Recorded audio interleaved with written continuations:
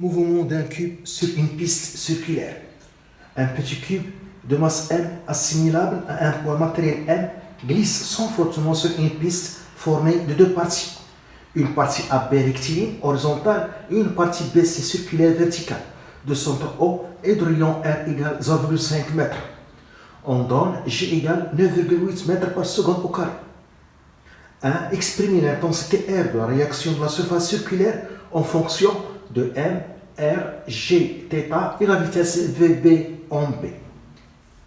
2. Quelle est la valeur minimale de la vitesse VB au point B permettant au cube de quitter cette surface? 1. L'expression de réaction R. L'expression de l'intensité R de la réaction.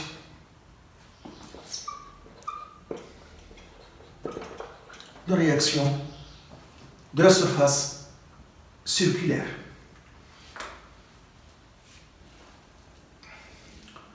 Le schéma, la partie horizontale AB rectiligne, la partie circulaire BC, le petit cube M, au cours de son mouvement, elle est soumise à son poids P et à la réaction R. La réaction R est normale à la trajectoire, car il n'y a pas de frottement. Pour trouver l'intensité de la réaction R, on va appliquer le théorème de l'énergie cinétique et la deuxième loi de Newton. Théorème de l'énergie cinétique. La variation de l'énergie cinétique entre B et N est égale à la somme des travaux des forces appliquées entre B et N. La variation de l'énergie cinétique, c'est la valeur finale moins la valeur initiale. La valeur finale en M et la valeur initiale en B. Donc 1 demi M V M au carré moins 1 demi M V B au carré est égal au travail de poids P de B à M plus le travail de réaction R de B à M.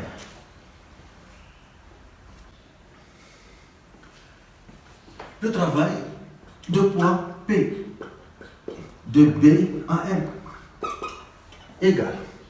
On a choisi l'axe OZ orienté vers le haut pour exprimer le travail de poids P. Dans ce cas, le travail de poids P est égal à M fois G ZB moins ZL. P est égal à M fois G fois ZB moins ZL. ZB, c'est l'ordonnée de point B, c'est R, ce rayon R. ZR se trouve ici, c'est sa distance. C'est le côté opposé de θ, qui est égal à l'hypoténuse qui est R fois sinus θ. J'ai dans l'expression du poids de P, cette distance, ZB moins ZR. Donc c'est R moins R sinus θ. R moins R sinus θ. Ce qui donne le travail de poids P de B à R est égal à M fois G. Je factorise par R 1 moins sinus θ.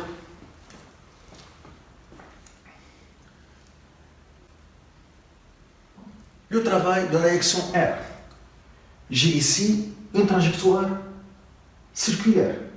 Donc, pour calculer le travail de R, je dois passer par les travaux élémentaires. Le travail de réaction R de B à R est égal à la somme des travaux élémentaires. Un petit travail, delta W. Avec delta W, le travail élémentaire, c'est R fois delta L. Delta L, vecteur de déplacement élémentaire. Un petit déplacement. Donc, le sens de mouvement vers le bas, ici, donc delta L, le vecteur déplacement delta L, il est tangent à la trajectoire et a pour sens le sens de mouvement. Et on voit que R, le vecteur R et delta S sont perpendiculaires. Donc le produit scalaire est nul. Donc c'est égal à 0. Donc le travail total est égal à 0. Le travail de R de B à M est égal à 0. Toujours en absence de frottement, le travail de réaction est nul. Donc le théorème d'énergie cinétique devient 1 demi M Vm au carré moins 1 demi M Vb au carré est égal à Mg R1 moins sinus θ.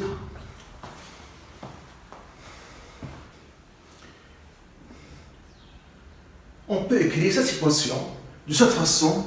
Je multiplie les deux membres par 2 et je vais déplacer ce terme dans le deuxième membre. On aura donc M V M au carré est égal à M V B au carré plus 2 Mg R 1 moins sinus θ. On cherche maintenant Vm, la vitesse au point M, en appliquant la deuxième loi de Newton. Au cours d'un mouvement du cube, il est soumis à son poids et à la réaction R. Et on a ici choisi le repère de Freinet pour faire la projection. Le repère de Freinet est un repère de projection. Toujours lorsqu'on a un mouvement circulaire, on choisit ce repère, le repère de Freinet, qui a pour origine la position de son de l'inertie du cube à un instant t donné.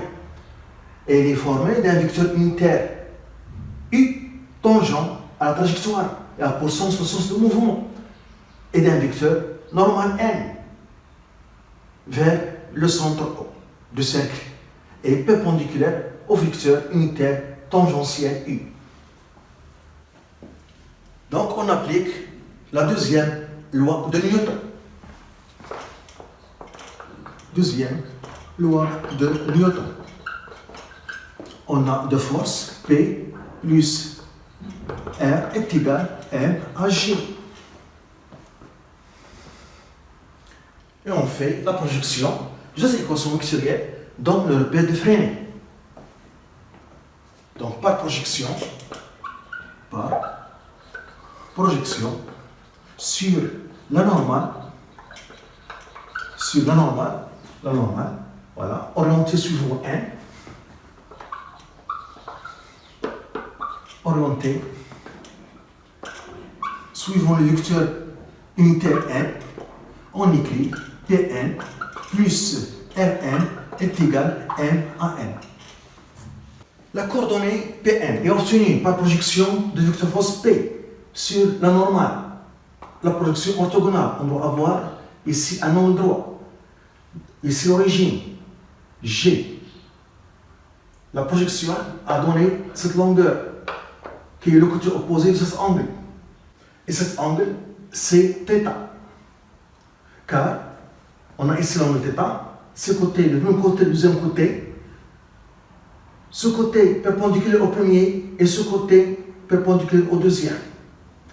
Donc ici, on a le même angle θ. Donc la projection, c'est le côté opposé de θ, qui est égal à l'hypoténuse, qui est P fois sinus θ. Et la projection se trouve dans la région positive de l'extrémité. Donc Pn est positif. Donc c'est 1 sinus θ plus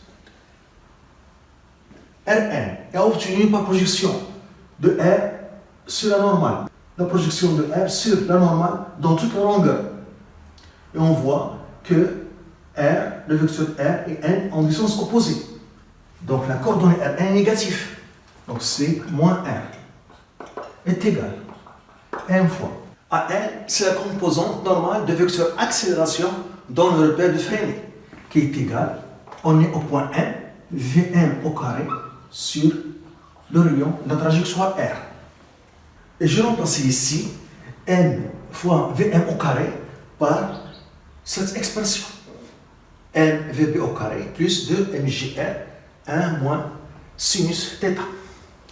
Donc, M fois G fois sinus θ moins R est égal M VB au carré sur R. Et ici, je simplifie par R. Donc, j'aurai 2 mg1 moins sinus θ. On veut l'expression de l'intensité R de la réaction de la surface. Donc, on aura moins R est égal N VB au carré sur R plus 2 mg1 moins sinus θ moins mg sinus θ. Donc, moins R est égal N fois VB au carré sur R plus, on développe ici, 2 mg moins 3 mg sinus θ. Donc la réaction R est égale, on multiplie par moins 1 les deux membres, donc j'aurai 3 mg sinus θ moins 2 mg moins n VB au carré sur R. On peut factoriser par mg ici, donc R égale mg facteur de 3 sinus θ moins 2 moins n VB au carré sur R. C'est l'expression de l'intensité de la réaction R de la surface en fonction de n, g, θ, VB et R. 2. La valeur minimale de la vitesse VB en B pour que le cube quitte la surface en B. La vitesse minimale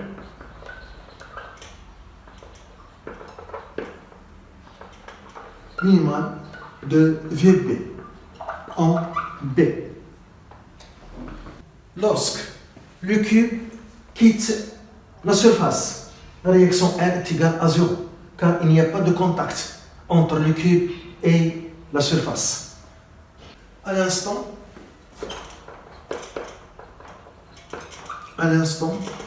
où le cube quitte la surface circulaire, on a R est égal à 0. Pas de contact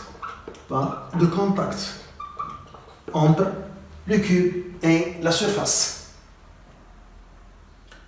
Donc, on aura l'équation N fois G 3 sinus θ moins 2 moins m VB au carré sur R est égal à 0. Et on cherche l'angle θ, sinus θ. Donc n fois G 3 sinus θ moins 2 est égal à m VB au carré sur R. On divise les deux membres par mg. 3 sinus θ moins 2 est égal.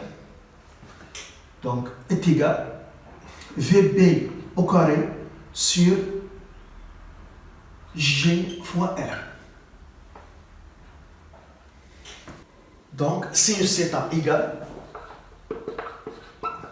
1 sur 3 fois VB au carré sur GR plus 2. On voit ici la relation entre θ et la vitesse VB. Et on voit que lorsque la vitesse VB augmente, sinus θ augmente et par conséquent θ augmente. Donc par exemple ici, pour cette valeur de la vitesse VB, on a cet angle θ. Donc, le cube quitte la surface en ce point pour tomber dans le champ de pesanteur. Lorsque j'augmente VB, si une θ augmente et θ augmente, donc en augmentant VB,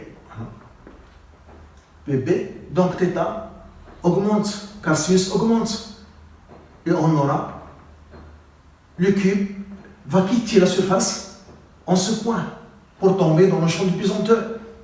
En augmentant VB, on peut trouver une valeur de VB qui donne θ égale pi sur 2, car sinus pi sur 2 existe égal à 1. Donc toujours en augmentant VB, on peut trouver θ est égal à pi sur 2. Et dans ce cas, le cube quitte la surface au point B pour tomber dans le champ de pesanteur en mouvement parabolique. Et à ce moment, on aura la vitesse minimale de VB. Donc la vitesse minimale